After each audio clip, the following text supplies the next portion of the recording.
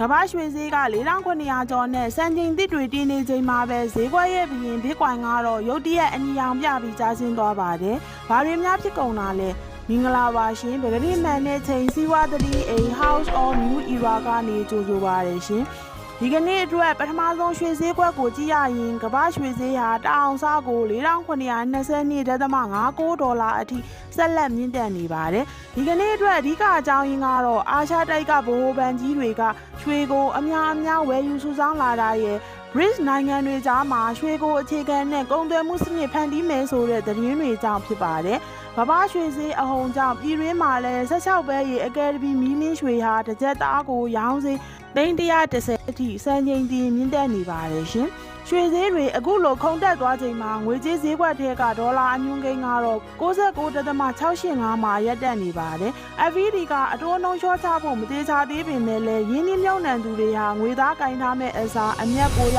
နိုင်တဲ့နည်းပညာစတော့တွေနဲ့ရွှေဘက်ကိုငွေကြေးတွေရွှေ့ပြောင်းလိုက်ကြတဲ့အတွက်ဒေါ်လာကအားပြော့သွားတာပါ။ဒါပေမဲ့ပြည်တွင်းဒေါ်လာဈေးကွက်မှာတော့ဝယ်လိုအားကြောင့်အမေရိကန်ဒေါ်လာကိုရောင်းစေ4,505ကျပ်ထိုင်းဘတ်136.99ကျပ်နဲ့တရုတ်ယွမ်653ကျပ်အသီးသီးဆက်လက်မှာကျော်နေပါတယ်ရှင်။ဒေါ်လာအားနည်းနေပေမဲ့စွမ်းရည်နဲ့ရေနံဈေးကွက်မှာတော့ဈေးတွေဆက်တက်နေပါတယ်။ WTI ရေနံစိမ်းဟာတဘာရဲကို102.04 ဒေါ်လာနဲ့ Brent ဒေါ်လာဟာ105.53 ဒေါ်လာကိုရောက်ရှိနေပါတယ်။ဒါဟာ OPEC Plus ရေနံတင်ပို့တဲ့နိုင်ငံများအဖွဲ့ကနေလာမယ့်လတွေအတွက်ထုတ်လုပ်မှုပမာဏကိုထပ်မံလျှော့ချမယ်ဆိုတဲ့ကြေညာချက်တွေထွက်လာလို့ဖြစ်ပါတယ်။ကမ္ဘာရေနံဈေးမြင့်တက်မှုကြောင့်ပြည်တွင်းရန်ကုန်ဈေးကွက်မှာလည်း92 တလီတာကို4,450ကျပ်95 တလီတာကို4,985ကျပ်ရိုးဒီဇယ်9,450ကျပ်အပြင်ပရီမီယံဒီဇယ်ဆိုရင်6,085ကျပ်အထိဈေးနှုန်းတွေမြင့်တက်နေတာကိုတွေ့ရပါတယ်။ရေနံဈေးတွေမြင့်တက်မှုက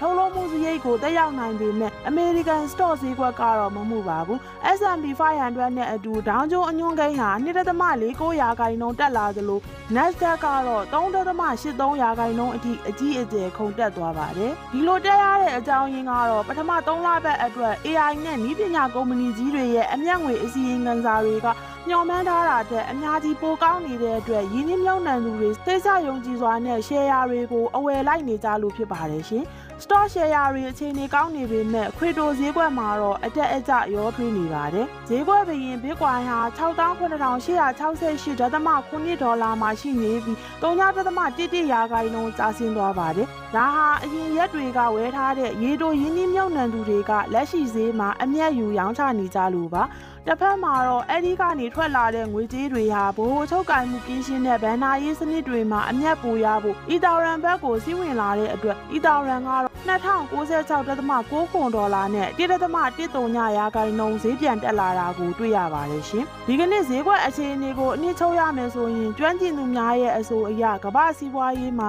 ရင်းနှီးမြှုပ်နှံသူတွေဟာငွေသားကင်ထားမဲ့အစားရွှေလိုအမာခံပိုင်ဆိုင်မှုနဲ့နည်းပညာစတော့တွေရှိကိုရွှေ့ပြောင်းနေကြတယ်လို့ရှုမြင်ကြပါတယ်။ဒါကြောင့်ရွှေရေနံနဲ့ tech store တွေတက်နေပြီမဲ့ဒေါ်လာနဲ့ Bitcoin ကတော့အယောင်ဖိအားနည်းနည်းရှိနေတဲ့သဘောမျိုးဖြစ်ပါတယ်ရှင်။အခုလိုအချိန်နဲ့ပြည့်ညီဈေးကွက်သတင်းတွေကိုလက်လွတ်မခံရအောင် House of New Era ကို like and subscribe လုပ်ထားဖို့မမေ့ပါနဲ့အောင်ရှင်။မနက်ဖြန်မနက်ခင်းမှာပြန်ဆောင်ပါမယ်အားလုံးပဲအဆင်ပြေကြပါစေရှင်။